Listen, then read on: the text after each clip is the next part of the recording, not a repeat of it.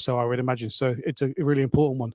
And when we put this briefing together, what I wanted to do as part of this briefing was to invite the Age Verification Providers Association, who we work really closely with, to come and show some of their wares. And I'm really pleased that Iain Corby and his members have put together. We picked 7 subjects, and then we picked 7 providers independently of the Age Verification Providers Association. So we picked them to give a good, clear overview of what's available. Some of you may have your minds blown by some of the things that can be done. I'm really interested to see Iain, and I'm going to hand over to him to take you through the next 5 or 6 or 7 presentations. Iain. Thanks very much, Tony.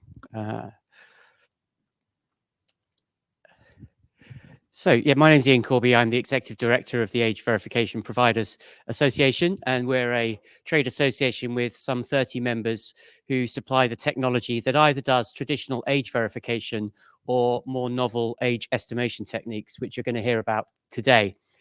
We're a politically neutral organisation, but we have been working hard to try to make sure that these debates amongst policymakers and in the courts are well informed, so that people actually understand what the tech can do, rather than coming to legal conclusions based on, I think, false understanding, quite often deliberate mistruths, I have to say, from people who do know better, because I know they do know better about the technology. But essentially, you know, we're here to help people prove their age online without disclosing their identity. Just to give you a very brief history of our industry, it really started ahead of the 2017 Digital Economy Act in the UK, which was going to require age verification for accessing adult content. For one reason or another, not, I hasten to add, the technology, more to do with politics and something called Brexit, which led a prime minister called Boris Johnson, if you've heard of him, seeking re-election and not wanting to have anything get in the way of that. The government dropped it. But in order to prepare for that, it was the adult websites themselves who realized that their customers wouldn't want to give personal identifying information to an adult site. So they effectively asked an industry to stand up and to do this age verification independently of them, and then simply to say yes or no as to whether somebody is over 18, but without disclosing anything about their identity. And you know, possibly that should have been sufficient. But some people were still a bit nervous about that. And so what was then developed was some age estimation technology, most notably facial age estimation using machine learning. And we'll see some more about that today.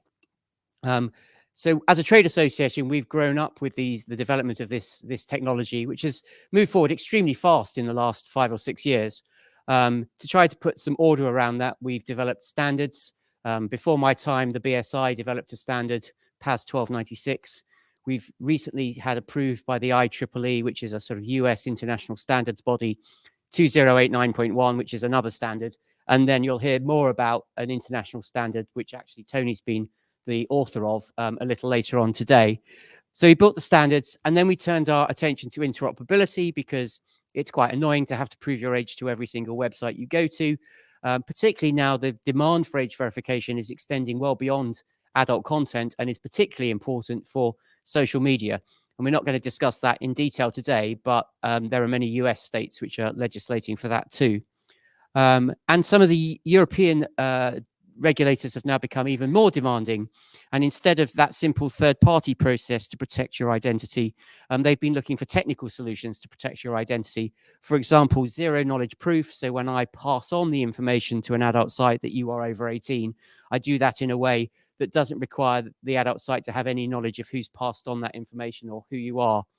And likewise, if you want to create that proof, you can now do it on your own device. So your personal data never actually leaves the palm of your hand. And again, we'll hear about that today. So as Tony said, we've got a few of our members here. They're not selected because I prefer one over the other. That's a really career-limiting move when you're running a trade association, to show any sort of favoritism. They're selected to give a broad example of the different methods that we have.